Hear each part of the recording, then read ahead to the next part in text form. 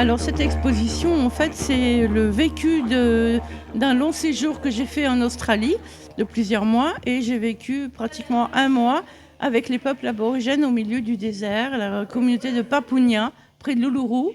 Et donc c'est eux, effectivement, qui m'ont initié à leur technique picturale, le dot painting, c'est-à-dire le pointillisme. En fait, toutes mes toiles, en fait, elles racontent des histoires. Souvent, les gens, ils rigolent. Oh, toi, tu fais des points.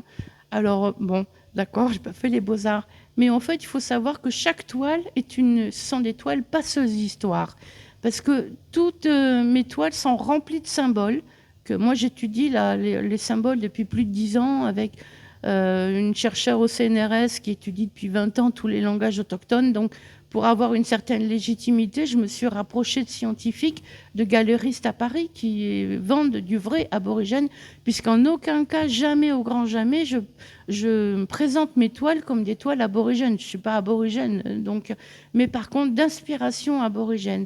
Et en fait, ce que les gens, souvent, quand ils passent dans mes expos, ils disent ah, les couleurs, c'est beau. Et après, quand je commence à prendre un peu de temps pour expliquer tous les symboles, etc., les gens ils disent ah ben je vois l'étoile complètement différemment. Si je peux me déplacer 2 secondes, je vais vous montrer par exemple un exemple. Par exemple, ces gens-là, ils sont chasseurs-cueilleurs, nomades. Ils ne font jamais de maison. Donc, ils n'ont pas de table de chaise forcément. Et donc, quand ils s'assoient par terre, en tailleur, quand ils se lèvent sur le sol, ça fait des U. Donc, tous les U représentent les personnes. Donc, ici, par exemple, vous voyez, tous les U, selon qu'il y ait un trait avant, après, 2 traits à l'endroit, à l'envers, ça nous dit si ce sont des chasseurs-cueilleurs, nomades, si ce sont des enfants, des hommes, des femmes, des vieux. Ça définit effectivement les personnes. Voilà. Donc là, on a enterré des ancêtres, là, c'est des passages d'émeux, là, c'est des passages de kangourous. En fait, toutes les toiles racontent vraiment des histoires. Au travail de ma peinture, elle est humanitaire et j'essaie de rendre.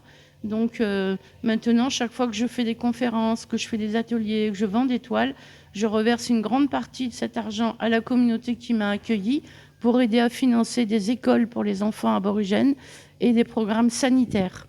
Un enfant, tant qu'on ne lui apprend pas à lire, compter, écrire, il n'a aucune chance de s'élever dans sa vie. Et donc, il y a un tel racisme australien vis-à-vis des peuples aborigènes que pour moi, c'est inconcevable à l'heure actuelle qu'un enfant ne puisse pas faire quelque chose de sa vie.